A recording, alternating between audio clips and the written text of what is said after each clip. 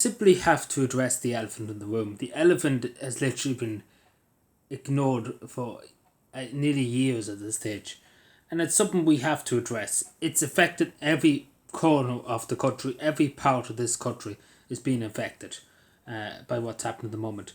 As you know, the country has taken in, and we all have to admit it, regardless, everybody I come across on a day-to-day basis, taxi drivers, people in shops and stuff, even though they're afraid to say it publicly because they're afraid that this is the main thing here, I want to just briefly say.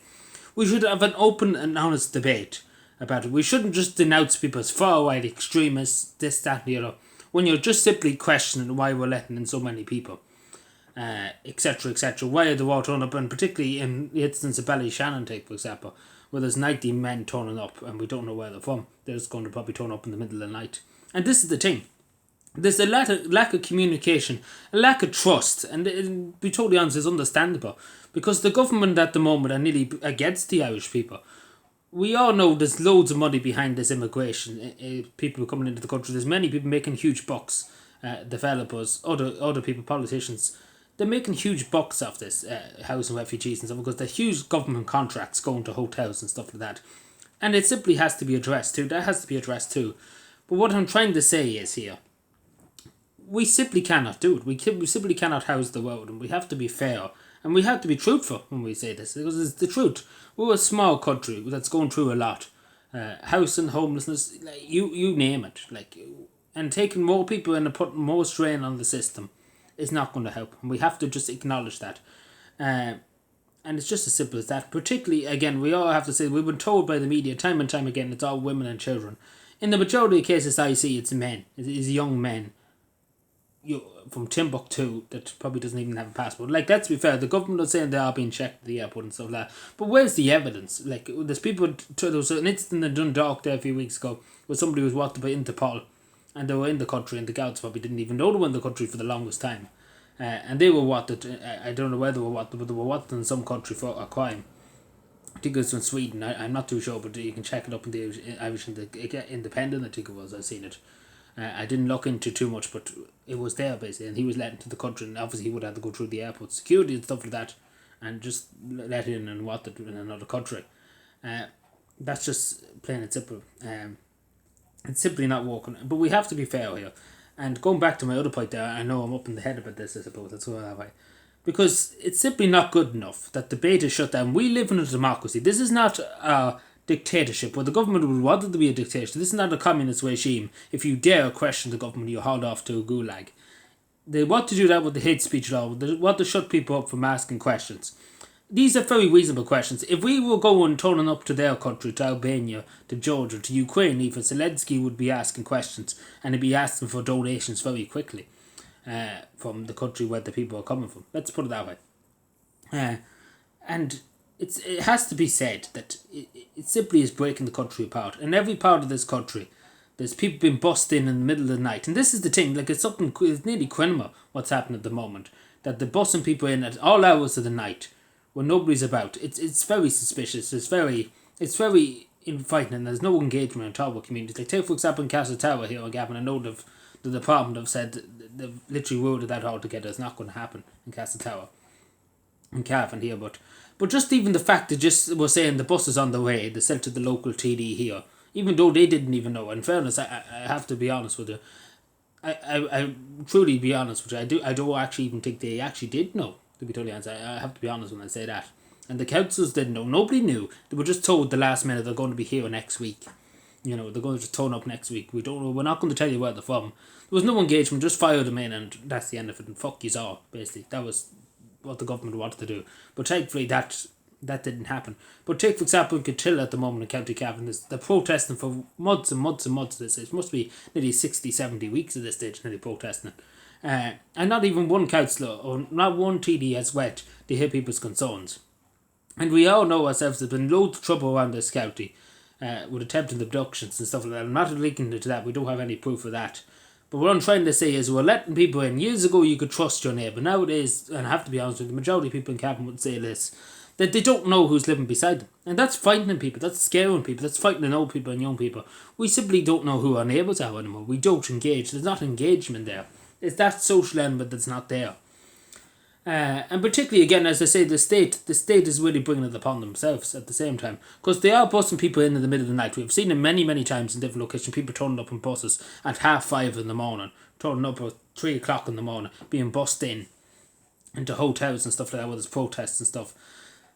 Like, it's simply not acceptable that the government is doing this. It's not acceptable, and the reason why people are so up in the head about it, because the government are ignoring people, and the way they're responding. You think they would say we have to have an honest debate? There has to be debate in Dáil Éireann, in Shannon Éireann. There has to be debate in every council chamber in the country. So, and what should happen is the members of the public in each local authority should be allowed to go in and talk to their councillors, talk to their TDs, and have an open discussion about this. There should be a big debate. At the moment in time, they just want to shut down debate whenever it arises. You're not allowed to talk about it. It's one of them things where you're not allowed to talk about it. But in a democracy, this is the thing that has to be realised. And if we truly value democracy in this country, and we truly value public opinion and stuff like that, we have to start listening to people. Because even people, ordinary jokes, people say this is just far right nonsense. But it isn't far right nonsense. Let's call it a spade here. There's members of the public, there's old women, I know, who are afraid, they don't know who these young men are, turning up from Timbuktu. They'll be totally honest, they don't trust nearly half the young Irishmen either. But it's that point that there's loads of fear in our communities. And people have been busted in the middle of the night, it's not helping. And even though hairdressers, people that have jobs, the people say that they'll sleep in the home and nothing better to do. Some people that claim to be far right or whatever. But these are people with jobs that are working, that are contributing to society and stuff, and they have fears. And as one woman said, they're afraid because you're demonised. You're demonised, and they're threatening to take your job if you have an opinion, if you speak up, if you dare to question the government. As Helen McEntee, she was asked for the definition of a far right in the Oireachtas there, and she couldn't give anti-government, she said. So basically, if you're anti-government now, you can be hauled off for 5 years into prison because you're a far right extremist. If you're anti-government, like, to be totally honest, the government at this stage, they're nearly begging people to be anti-government, because it is literally at this stage that the government is betraying people, and it's borderline treason, to be totally honest, what the government's doing at the moment, because it is literally borderline. Like, what's happening at the moment, particularly, of course, they led to threaten the country, is there's no engagement, there's no debate, there's no honest debate, there's just far right, just call them far right, shut them up, shut down debate, etc., etc. And this is a huge thing. Letting in 100,000 people in less than a year, and a bit more maybe of a year. And just the stream rise of people turning up to this country. It's a lot of people. It is a lot of people. And I know people say Irish people turned up to other countries, to Australia, and we look at New Zealand, Australia at the moment. There's tons and tons of Irish people there. And all well and good. But at the same time, a lot of these people that turn up are looking for free stuff, looking for free housing, looking for free social welfare, looking for this, looking for that. I have to tell you, I know a few people have turned up to Australia. Before they even got on the plane, just for example, they had to show who they were and why they were coming there and why did they want to come and work here. They literally had to tell them what nearly had for breakfast, what they had for breakfast. That's how much detail the Australian authorities wanted to know before they let them into their country. Because as they would say, it's our country, you go by our rules if you want to come in. As simple as that. Over here, it's just anything goes, to be totally honest. And that's just as simple as that, and it's not good enough. It's not good enough. But even that, I've known people who went to Australia, I know people in my class and stuff that went to Australia. They didn't get handed. The Australian government just didn't say, here's a house, here's social welfare. Go out and walk. Get on the building site. Get out on the shop, into the shops and walk. That's, Irish people don't be looking for handouts. As simple as that. Simple as that. I wouldn't go looking for handouts. If I turned up to a country in the morning and wanted to emigrate, I would go and walk for it. Simple as that. I walk my way up. As Irish people did before in America. They worked the shitty jobs, they worked hard. And that's where the Irish got into America. That's why the Irish are so valued in America. Because they worked hard, they worked night and day, and they're just blood, sweat and tears in what they were doing. At the moment in time, there's there's immigrants that will work, of course. But the vast majority seem to just want to be on benefits. And it's not fair on the only Irish Joe having to pay taxes, and these people just get to sit in hotel rooms and stuff like that. And it has to be said. And again, it has to be said. And there has to be an open debate about this. And it's not far right, I have to say to people, it's not far right. In this country, it's a democracy. We have to understand this. I have the right, the same as every other citizen of the country that pays their taxes and is a citizen of the country. We have a right to question the government. We have a right to question what they're doing. Because at the end of the day, the country doesn't belong to the government. It belongs to every citizen of the nation. And it's up to us as individuals, as people, as citizens, to say to the government, this is not on. It's simple as that. It maybe was on a few years last year. It was acceptable. Now, with what's happening now, every day of the week we're hearing of different things. Every community in the country is up in arms about it, and it's just being ignored. And this is the thing. It's not one isolated, it's like, take for example, Ballyshannon, and people are just not happy with it. It's in many places. Till, take for example, Ballyshannon, I could name East Wall in Dublin, fucking Timbuktu. Like, literally every fucking part of the country. And I literally mean, it's not even just one incident. It's literally maybe 1,000 incidents we're talking about. Where people just being bussed in the middle of the night. And there's no engagement at all. They're just saying, oh, they'll come in next week. That's it. And it is putting pressure on schools, and it's putting pressure on hospitals. It's putting pressure on everything. Like, it's just extreme bearing on the state. On the resources of a state that's already on the decline. And we just simply have to say it straight. Like, it's no far right. And again, I'm sure people know, if you know me, I'm not out to cause trouble. I'm not out to cause any hassle to anybody.